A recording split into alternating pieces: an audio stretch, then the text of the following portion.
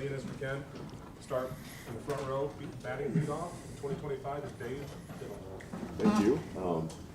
Ryan, I talked about this at Big Ten Media Days. Defensive tackle, how you guys just didn't want to go in the portal just for the sake of going in the portal. How do you feel about your depth at D tackle? Yeah, I feel like some guys have stepped up this off season, and we're going to need them to. But a big area for us to focus on coming into preseason is how well the feedback has been coming out of the weight room. You just get a good feel for the strength gains, the gains. With so much of our foundation as a program happens in the weight room. So it's accountability, it's toughness, it's leadership, it's competitiveness. And so all these things get challenged on a day-to-day basis. And when Mick gives you feedback on guys stepping up and growing and getting better, that's encouraging. Now we're gonna have to go put it on the field. So we won't know till we get out there, but some guys have a different look in their eye, and we're gonna need them to.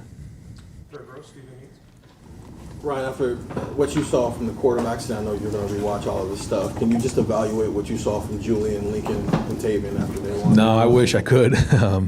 It's just a start. We're just getting moving around, and so hard to tell. I do think all three of them look a little bit stronger, a little bit more explosive, moving better, a little bit more command of the huddle. But we'll watch the film and kind of go from there.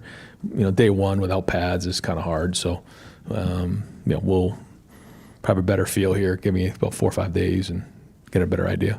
Second row middle, Dan Hope. Looked like Edric suffered an injury out there. Is there any update on him? Yeah, no, I haven't talked to the trainers yet, but we'll go from there once we talk to him. Go first row to the left, Joe Nugent. How was the first day? What'd you think of it out there today? Yeah, I thought there was good energy. I thought we talk a lot about the first play of a game, the first drive of a game, the first play of a drill sets the tone, and we wanted to set the tone as the first practice of the year.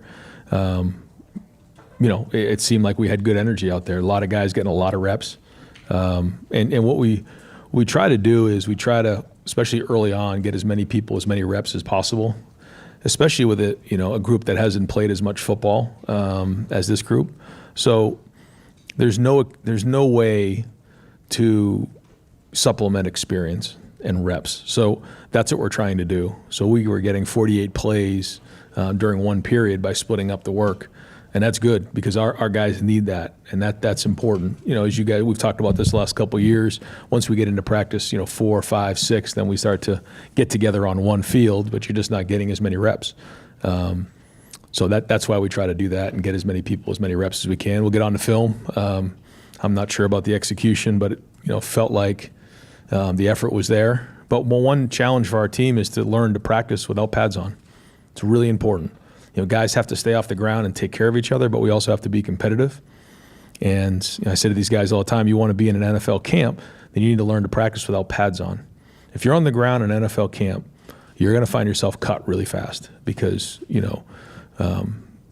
NFL organizations are investing a lot of money in these guys. Well, it's not much different anymore, in college. So we've got to take care of each other, and that is a big deal. We have to learn to practice well and smart and efficient, and so that's a part of a young team. But I thought the effort was there. Second row, Stefan. As you guys go into the season, you had this the clip a couple weeks ago talking about the Scotty Scheffler quote on learning how to win and things like that. How quickly after winning your first national title did you kind of start to shift that focus and learn how to not get complacent, how to keep striving for more? Yeah, it's when you spend your career on a vision of what you want and a goal. Once you accomplish it, there is certainly a feeling of accomplishment. But soon after that, it's on to the next thing, and that's what the case was. And it was great to see our players, our coaches, turn the page on that and move forward. I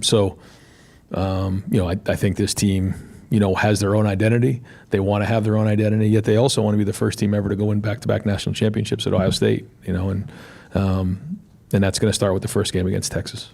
Right next door, Bill Landis. Right. It looked like, I think on the roster even, it says that Ethan's down about 20-ish pounds, 25 pounds.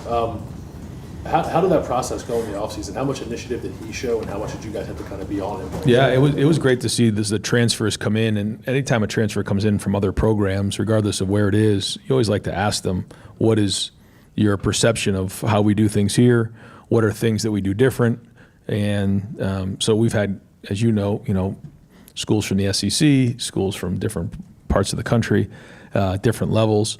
And so, when Ethan first came in, he was heavier than he is now. I thought he's done a great job with his body. You can tell just the way he looks, that he's leaned out and he's moving better. He was recognized among a lot of guys were recognized.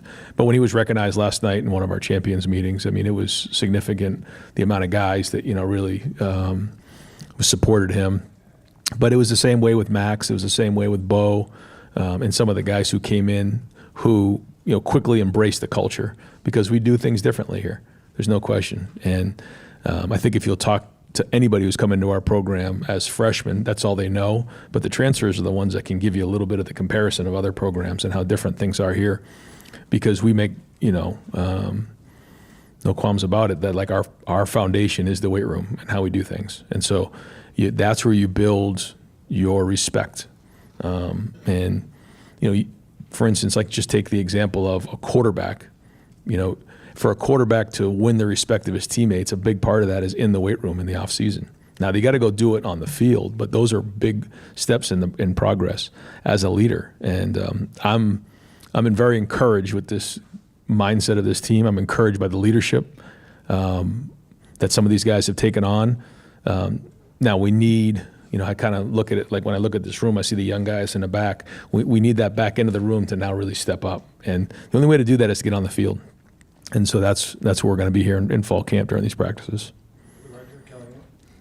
During fall camp, what are you specifically looking for in terms of Julian and Lincoln in their evaluation for your starting quarterback? Yeah, you want command of the offense. I mean, when you stand in there as a quarterback, you want everybody in that huddle to believe in you. You want them to follow your command. I mean, that's a big part of it. Then taking care of the football, making routine plays routinely, getting us into the right play. And that's one of the things last year that I feel like Will probably doesn't get enough credit for, was all the little things that kept the offense moving. Sometimes it's throwing the ball away to keep us on schedule. And then I say it all the time, ultimately as a quarterback, third down, red zone in 2 minutes is where you make your money. But we have good pieces around them, and they just need to make routine plays routinely, have command, and make great decisions. And if they can do that and move the team down the field to score touchdowns, then they're going to give us a chance to win. Ryan, you just kind of mentioned Bo, but you have a guy like that who you kind of want to make an impact this year, and you get him after the spring portal. How does that change, or does that speed up things for you guys for what you need to see in the fall game? Well, he's an older guy, and I think that helps when you have guys who have played for multiple years at the college level in the Power 4 conferences. They come in with a certain mindset, and then you have to ask him. But I think for him, like coming into Ohio State, he wants to prove himself.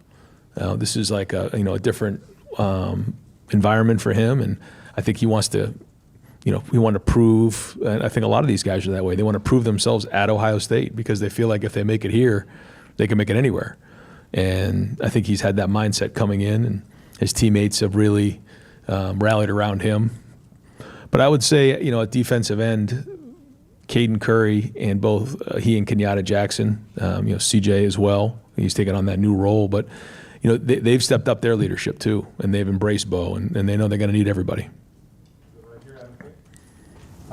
You hear about these guys in the offseason in the weight room. Was there anybody out there that really jumped out to you the first day of practice that you heard so much about and then you got to see it on the field?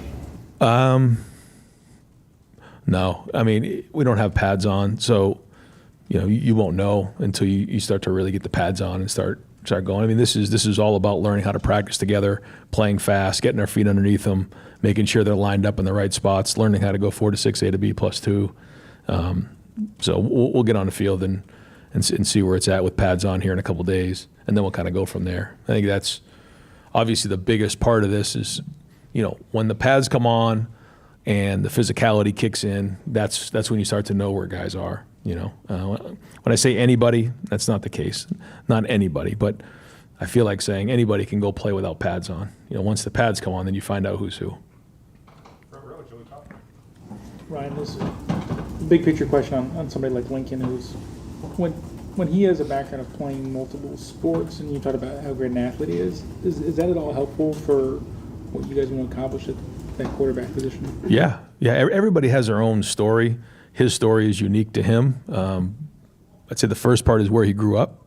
You know, there's not many Division I quarterbacks coming out of South Dakota. I guess there's maybe been few, but for him, it's unique. But then when you look at his background in multiple sports, I think anytime you can play multiple sports, it's important. I guess nowadays when you look at some of these quarterbacks who move on, not all of them have played multiple sports because of the way things are designed now in youth sports, which I don't agree with. But I do think all those things help.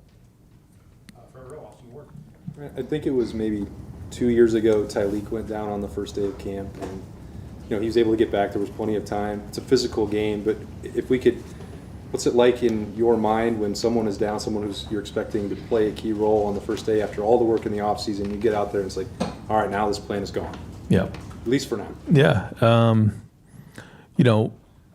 One of the things that you have to do is you have to plan accordingly. And I was just talking about this on the radio that, when we took the injury with Simmons in the Oregon game, that was a big blow. You're talking about a first-round draft pick at left tackle. And then so Donovan had to go then move to tackle. And so that wasn't easy, as we know, going into the game and having to, go against Carter. And then when we lost McLaughlin, that was a major, major shot. And so now, you're moving Donovan. Now you have three guys in new spots. Now Carson had played before, but not really much that season. So, and that took us a couple weeks. And, it wasn't just that, but, we ended up losing a game in there and kind of restructuring it a little bit and kind of recalibrating a little bit, sort of like we did in the Oregon game after we lost that game on defense. And I think some of that is going to be part of injuries. When you're playing as many games as you have, you're going to have to build depth and you're going to have to adjust as the season goes on. And I think that's going to be a big part of the season this year, just like it was last year. So we try to do everything we can. We want to make sure that we can practice because we have to simulate a game, especially when you're playing a game like we are in the opener. I mean, we have to, iron sharpens iron. We got to get better. We got to get ready to roll. We got to tackle well. We got to take care of the football, all those things. But we also have to learn how to practice with each other to keep each other safe. Third row center, Jeremy Birmingham. Ryan, back to the quarterbacks, if I could. You've always said that you look for an extraordinary trait at the position. And most people, I think, assume that that's a physical trait, like whether it's accuracy or arm strength or running speed or whatever.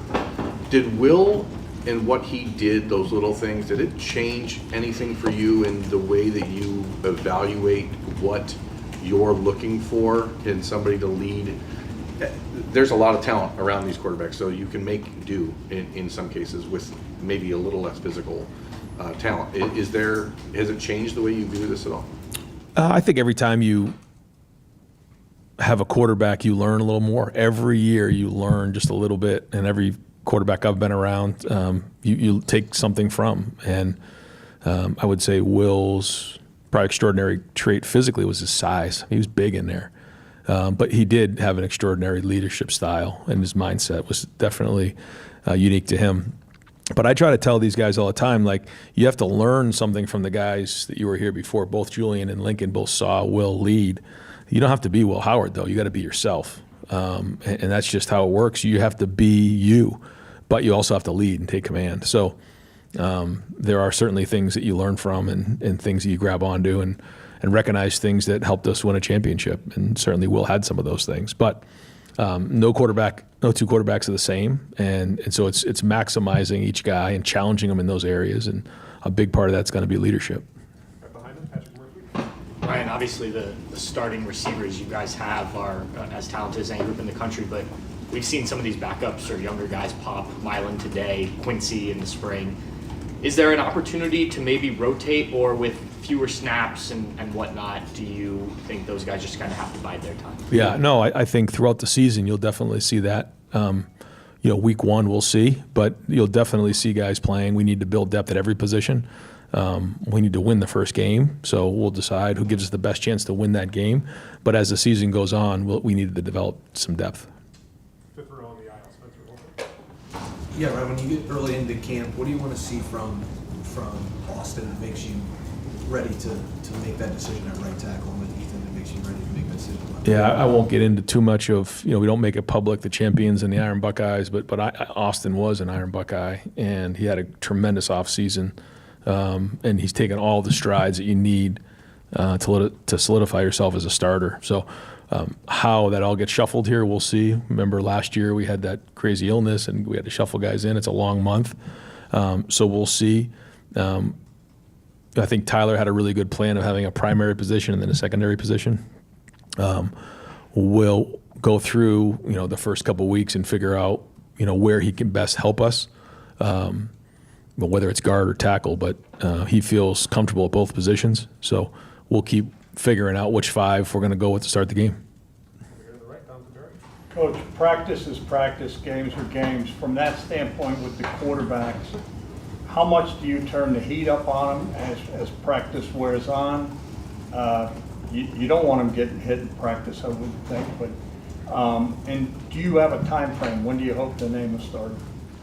We did make them live the first time since I can ever remember in college in the spring. The plan is not to do that here in the preseason, but to turn the heat up, yeah, the heat's on them constantly. I make sure of that. But in terms of when the pads get on and feeling real bullets come by them, we're not going to hit them in the pocket.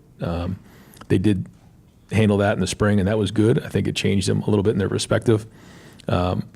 Going into the game, you certainly would like to have a starter named. And, each competition's a little bit different.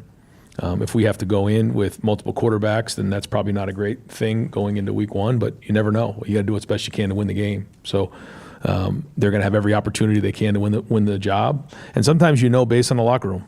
The guys on the team know what's going on. So we'll do everything we can to make sure we win the first game. Whoever gives us the best chance to win that, and then we'll go from there. But you just, with a young room like that, you have to predict that you're going to need everybody in the room. So the development's got to be, on a daily basis for all three of them. Over here to Rob Olive. Yeah, Ryan, as much as it makes sense not to dwell on the past, what you did last year, what can players take from last year to apply to this? Well, I think there's a certain level of trust, knowing that if we follow the program, we stick with it, we can accomplish our goals. But the leaders who have actually been there and done that before, there's a certain level of confidence knowing that you have done it. And I think the guys in the room can look at some of the guys who played in that environment and say, these guys have actually done it. I know that if I can, support them and do my job, that those guys can lead us to wins and to lead us to our goals. And I think as the season goes on, they'll build confidence as they go. But they know what it looks like. They know what it feels like. There's no, secrets on that. They were here during preseason last year. They were here for the wins. They were here for the losses. They saw it all. So they have a perspective and a reference. Now, this is up to them. This is their group. This is their journey. So I think, those are all things that we can go back to. But to your point, it's more about right now. What's coming down the road doesn't matter. What's happened in the past doesn't matter. It's right now and maximizing each day, and that's where the focus has to be. Time for two more. We'll go in the front row. Bill Rabinowitz. Last year, you had a very veteran team and a non-conference schedule that wasn't particularly challenging. This year, it's the opposite. You got a young team with a team like Texas coming in. How does that change your approach, your urgency? How does that affect things in camp? Yeah, it affects things a lot. Yeah, it's that in that first game, you can't, quote unquote, be learning on the job in that first week. I mean, we got to be going. So we have to flush through as many issues as we possibly can, knowing we've got a long season ahead of us. But, it can come down to one play. So turnovers, tackling, being clean, missed assignments, penalties, like all those things, we got to be on top of. Substitutions, because all it takes is, one play and it can cost you. And, the good news is in a format where there's playoffs now with 12 teams, you can recover from it, maybe different than in the past. But at the same time, this game matters in a big way. And, a loss can hurt you and a win can really propel you. So we know what's at stake, and so every minute matters. Wrap it up. Tim May. Appreciate it, Mike. Coach, I looked at that offensive line today, in the spring, but definitely today when you could hear that there's a lot of depth, it looks like, in that offensive line that wasn't there a couple of years ago. And I'm not just talking about the players. From a coaching standpoint, there's some big-time coaching going on the field, not just from, Tyler. Explain what that means just to getting things done. When you split up, you want competent coaching as well as reps, I would think. What does that mean to this team, you think? Well, I think when they changed the rule to unlimited coaches, it certainly changed how we approach that room. And I give Tyler credit because, it takes somebody who doesn't have a big ego to say, I want to bring in the best coaches possible, and we're all going to be in this together. And it's not someone jockeying for position or posturing. Everyone's in there together. And so, Coach Bowen, Coach Johnson, and Coach Dickey are all saying the same thing. And I think that's important. It's not going to work if guys aren't on the same page.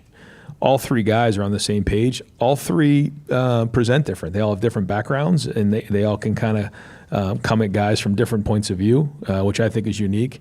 And when you do have these situations where you split up work, and you saw an individual drills, you can put the centers, the guards, the tackles over here, and now you're getting more and more reps.